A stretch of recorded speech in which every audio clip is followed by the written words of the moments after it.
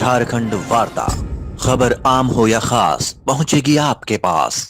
नमस्कार, आप देख रहे हैं झारखंड वार्ता। आइए नजर डालते हैं आज की बड़ी खबर पर।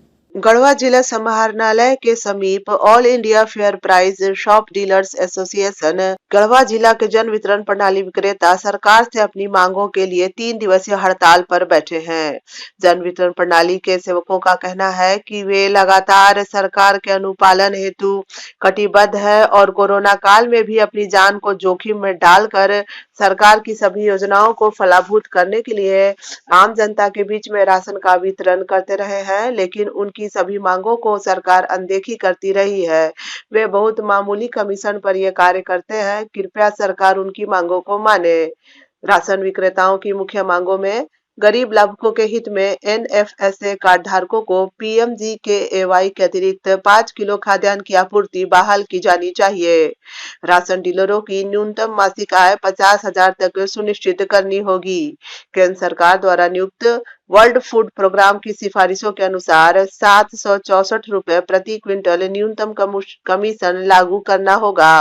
आपातकालीन स्थितियों के आधार संख्या के साथ ई पॉस मशीनों के माध्यम से राशन वितरण करने के लिए केंद्रीय खाद्य राज्य मंत्री के बयान के अनुपालन में ग्राहकों की पीड़ा और उत्पीड़न को कम करना होगा।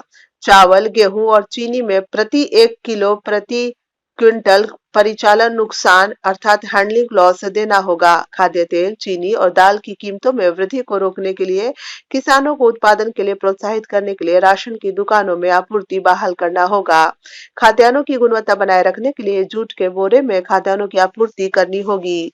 ग्रामीण क्षेत्रों में राशन की दुकानों को चावल, गेहूं के लिए डायरेक्ट प्रोक्यूरमेंट एजेंट के डीपीए के रूप में नियुक्ति देनी चाहिए। पश्चिम बंगाल राशन मॉडल की तरह पूरे देश में सभी के लिए भोजन के अंतर्गत प्रत्येक नागरिक को राशन प्रदान करने की योजना बने।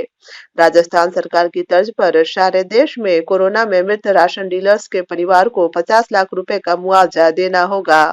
सभी राज्यों तथा केंद्र शासित प्रदेशों के राशन डीलरों की देय कमीशन का भुगतान तत्काल करना होगा।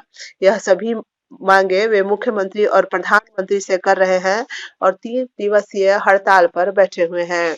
इस हड़ताल कार्यक्रम में बड़ी संख्या में महिला, पुरुष एवं अन्य ग्रामीण गढ़वा समाहरणालय के समीप बैठकर अपनी मांगों के लिए लगातार आवाज उठा रहे हैं।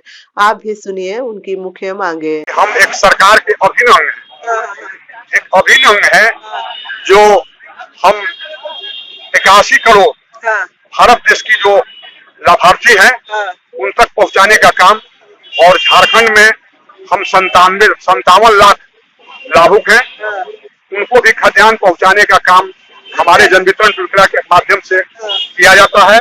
सरकार के द्वारा जो भी योजना या जो भी निर्देश प्राप्त होता है उसका पालन करने के लिए हमारे डीलर जो है हर समय कटिबद्ध हैं, और इसका साक्ष्य भी है, इसका उदाहरण भी है। क्या शुभ नाम हो गया? मेरा नाम कामेश्वर दुबे हुआ जी। और मैं जिला अध्यक्ष हूँ। और मैं यह बात और भी कहना चाहता हूँ कि सरकार के सामने और साक्ष्य भी है कि पूरे भारतवर्ष 2020 और 21 में ऐसी वैश्विक आपदा से गुजर रही थी। उस दिन देश की सारी आबादी जो है वो अपने अपने घर में, अपने अपने ऑफिस में छिपा हुआ था। उस दिन भी पीडीएस परिवार के लोग अपनी जान को जोखिम में डालकर सरकार की जो योजना थी, माननीय प्रधानमंत्री जी का जो निर्देश प्राप्त हुआ, उस विषम परिस्थिति में भी हम सारे जन वितरण प्रणाली विक्रेता अपनी जान को जोखिम में डालकर भारत के अंतिम व्यक्ति तक खाद्यान्न पहुंचाने का काम किया। और आज भारतवर्ष की जो भी संस्थाएं हैं, राज्य सरकार की जो भी संस्थाएं हैं, उनमें जितने भी कार्यरत कर्मचारी हैं, चाहे वो अनुबंधन पर हो, चाहे वो सरकारी कर्मचारी हो, सबको समय अनुसार महंगाई के अनुरूप उनको अनुरूप उनका मानदेय माना जाता है। उनकी महंगाई की बढ़ोतरी की जाती है। हम आज डीलर परिवार सरकार को सुशोभित करते हैं, जिला प्रशासन को सुशोभित करते हैं, पंचायत प्रतिनिधि को सुशोभित करते हैं।